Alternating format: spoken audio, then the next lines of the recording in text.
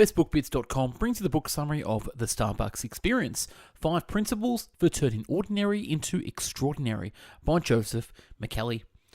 More than free refills. Starbucks Coffee, Tea and Spice opened in 1971. It was different from other coffee shops because it offered customers high-quality beans, careful preparations of drinks, nice stores, and good design. Since then, the company has grown to 11,000 stores in 37 countries with 35 million customers visiting Starbucks weekly. Today, they buy about 4% of all the coffee sold worldwide. Starbucks went public in 1992 and is now worth $650,000 if you invested $10,000 then. It opens a new store somewhere in the world every day of the year and has 500 stores in Japan, including the busiest Starbucks in the world. In some places, it has open stores across from one another. Starbucks has even been a successful company because it focuses on its employees, products, customer experience, and relationships with the community. The Starbucks Experience. Starbucks has become a top global brand by adhering to 5 key principles. First, customize the experience of your customers. Second, focus on every aspect of the job and never lose sight of what's important, your customer's point of view. Third, do unexpected things to keep people coming back, surprise and delight.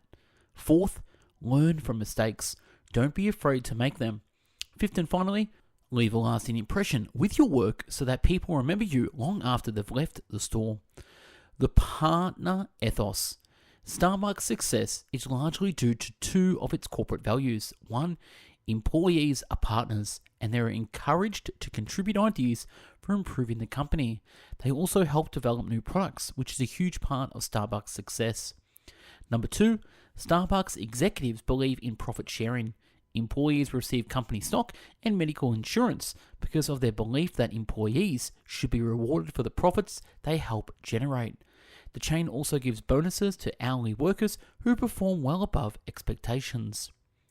Starbucks spends the most money on employee training and has one of the lowest turnover rates in this industry.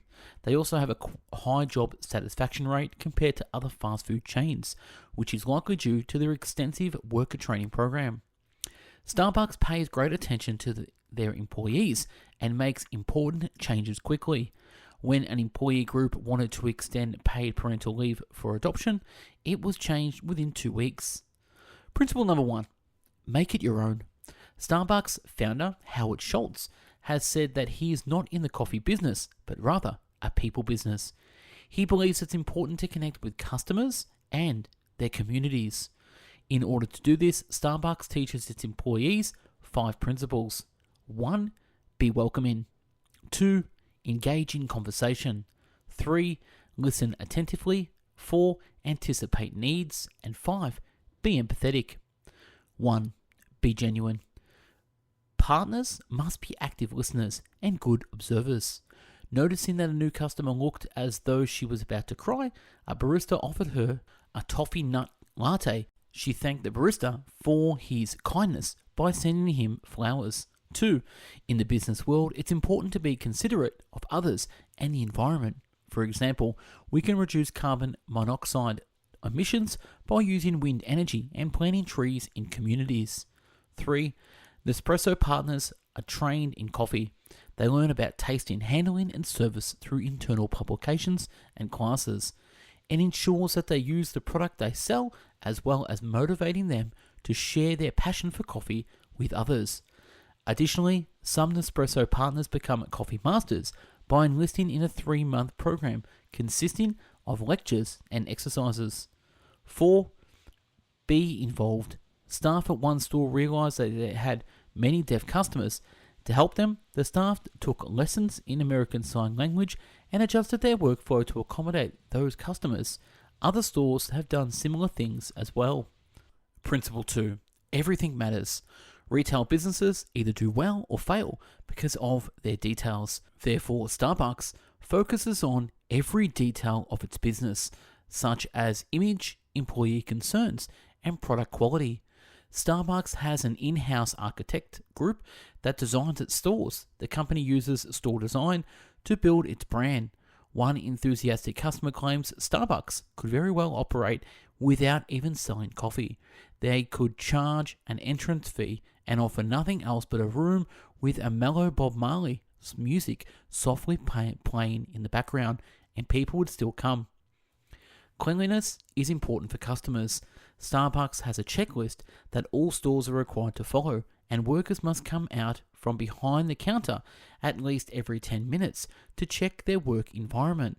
One barista said she liked this requirement because it gave her the chance to interact with customers and clean up their area more often. Starbucks customers are particularly appreciative of the clean restrooms. One customer said, "The music, drinks, and wirelessness aren't that important. What I really appreciate is the cleanliness and availability of their toilets."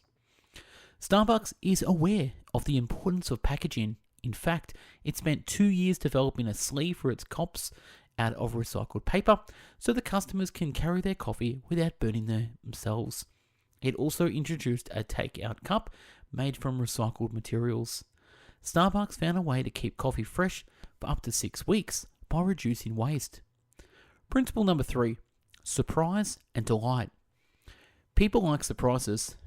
The Rockham brothers introduced Cracker Jacks at the World's Columbian Exposition in Chicago, and sales grew when they advertised a surprise prize inside every box. Psychologists say that people need security and safety, but unexpected things keep them from getting bored. Many companies try to avoid surprising their customers, but Starbucks uses surprises to build customer and employee loyalty. Starbucks has given away ice cream in the past. For example, they shipped it to 6,000 locations by Federal Express to celebrate National Ice Cream Month. They also gave away books and displayed artwork at stores depending on what customers wanted. Principle number 4, embrace resistance. It's impossible to please everyone. Starbucks addresses mistakes and problems by taking responsibility for them, preventing them from happening again, and changing when necessary.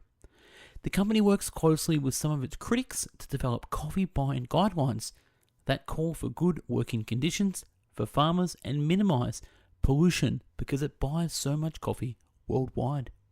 Store managers are the first to hear criticism because they're on the front lines. For example, in Beijing, China, a Starbucks store was criticized by government officials for having too many customers standing up and not enough seating. The manager changed so people could sit down and drink their coffee rather than take it with them. In order to emphasize its community involvement, Starbucks donated $5 million to a Chinese educational fund. Principle number 5, leave your mark. Starbucks is a company that aims to be socially responsible and community orientated. It requires its managers to communicate well with vendors, having high standards for product providers, and to be environmentally conscious.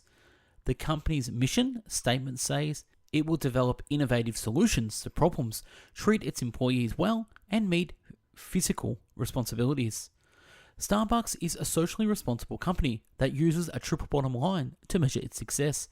The Senior Vice President of the Corporate Social Responsibility works with the board and the Starbucks Foundation to find ways to contribute to communities where stores are located.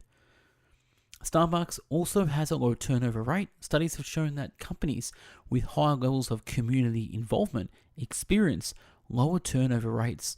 When employees work together on charitable projects, they build team spirit and deepen their connections to the community, each other, and Starbucks. And that's a wrap on this book summary, The Starbucks Experience. If you like it, give it a thumbs up.